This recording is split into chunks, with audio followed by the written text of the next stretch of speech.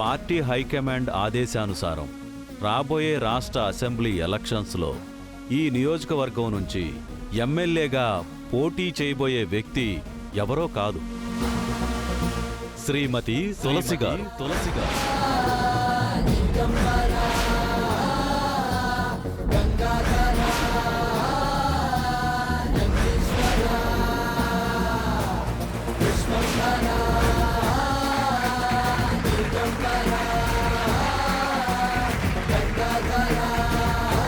తులసికి MLA టికెటా? Sir, ఏంటి sir ఇది? నేను ఎమ్మెల్యేగా పోటీ చేయడం ఏంటి? నాకు రాజకీయాలు ఏమీ తెలీదు సార్. అవన్నీ పార్టీ చూసుకుంటుందమ్మా. నువ్వు ఎమ్మెల్యేగా నిలబడు, పార్టీ ప్రజలు కలిసి నిన్ను గెలిపించుకుంటారు. అది కాదు సార్, నాకిదంతా కొత్త. నువ్వు కొత్త అయితే ఏంటమ్మా? యువజన నాయకుడు మీ ఆయన సిద్ధు ఉన్నాడు. అపార అనుభవం కలిగిన మీ మామయ్య బసవరాజు గారు ఉన్నారు. అంతా వాళ్ళు చూసుకుంటారు.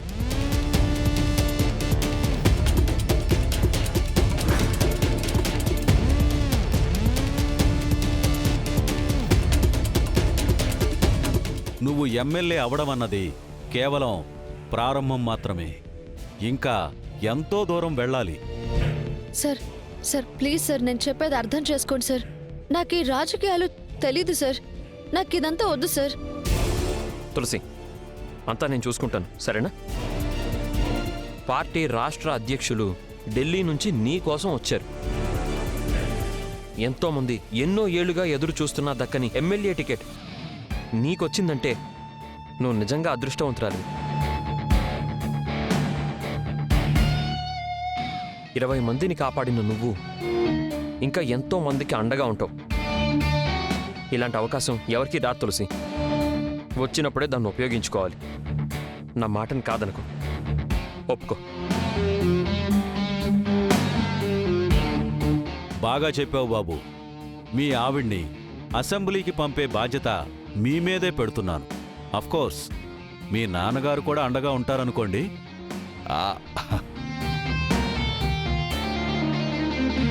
అంటే నా కోడలికి ఎమ్మెల్యే టికెట్ ఇచ్చి ఆ తర్వాత నాకు ఎంపీ టికెట్ ఇస్తారు కదా సార్? అంతేగా సార్?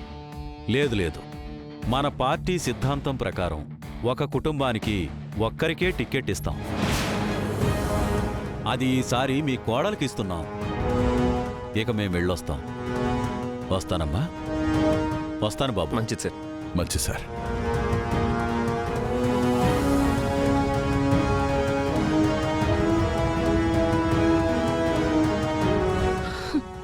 అయిపోయింది, అంతా అయిపోయింది. ఇన్ని రోజులు దేనికోసం అయితే కలలు కన్నానో అది కూడా కళ్ళ ముందే లాగేసుకుంది. మీరు మాత్రం బెల్లం కొట్టిన రాయిలాగా అలాగే చూస్తూ ఉండండి.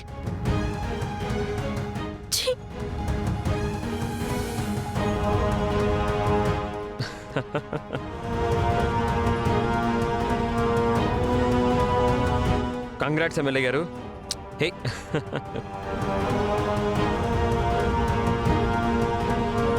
మంచి సార్. నమస్కారం.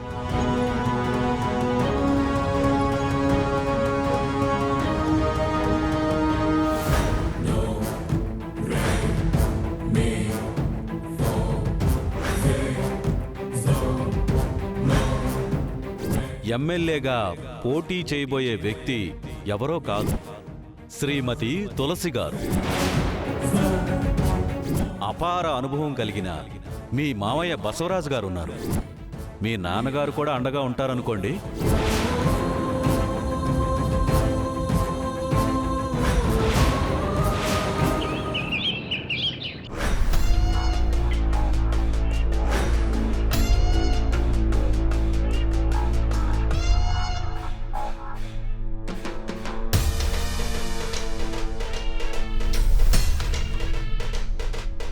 ఎక్స్క్యూజ్ మీ, ఈ ఫోటోలో ఉన్న అమ్మాయిని ఎక్కడైనా చూసారా? చూడలేదండి.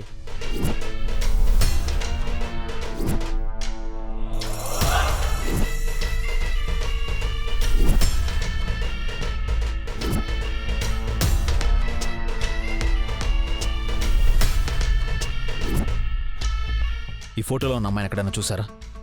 లేదు సార్, చూడలేదు. క్లియర్గా చూడండి ఒకసారి. లేదు సార్, ఎక్కడో చూడలేదు. లేదండి, చూడలేదు.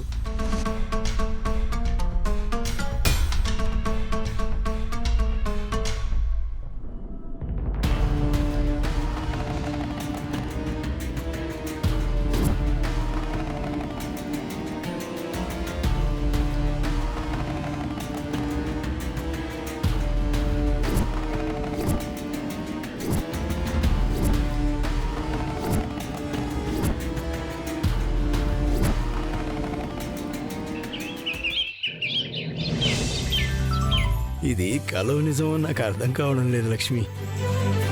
కళ్ళ ముందే కదండి అంతా చూశారు. ఆ, నిజమే, కానీ మన తులసి ఇంటి కోడలుగా సంతోషంగా ఉంటే చాలు అనుకున్నాను.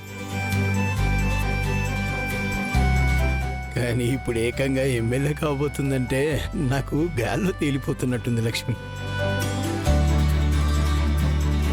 నా కూతురికి కుజదోషం ఉంది, నష్టజాతకురాలు అని ఊరు వాడ ఎన్నెన్ని మాటలన్నారండి. అలా తిట్టిన నోళ్లే ఇప్పుడు నా బిడ్డని పొగుడుతుంటే నాకు చాలా సంతోషంగా ఉంది. అమ్మా తులసి, నిజమమ్మా, నీలాంటి బిడ్డని కన్నందుకు మా జన్మ ధన్యమైందమ్మా. అమ్మా, వాళ్ళేదో చెప్పారు వెళ్ళారు, కానీ నాకు ఇంకా ఇదంతా ఎలా తీసుకోవాలో ఏం చేయాలో అసలు అర్థం కావడం లేదమ్మా. ఇందులో అర్థం కాకపోవడానికి ఏముందమ్మా? మనం ఆ భగవంతుని ఏదైనా కోరుకుంటే ఆయన మనకు కోరుకుందే ఇస్తాడు. అదే మనం ఫలితం ఆశించకుండా కష్టపడితే ఆయన మనకు తగినట్టే ఇస్తాడు. ఇది మళ్ళీ ఈరోజు నీ విషయంలో నిజమైందమ్మా. అవునమ్మా, నీ మంచి మనసుకి అల్లుడి గారి సహకారం తోడైంది కాబట్టే ఇవాళ నీ కోసం ఢిల్లీ నుంచి మనుషులొచ్చారమ్మా. ఈ విషయం మన జానుకు తెలిస్తే చాలా సంతోషపడుతుంది.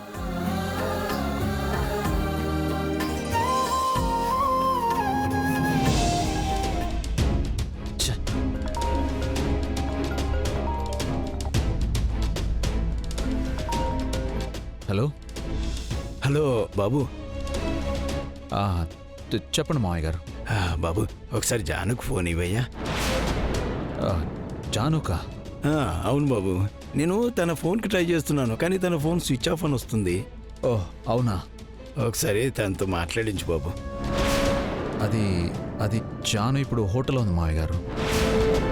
నేను ఇలా బయటకు వచ్చాను. అలాగే బాబు, నువ్వు హోటల్కి వెళ్ళగానే ఒకసారి ఫోన్ చేయించు. సరే మావయ్య, ఉంటాను. సరే బాబు.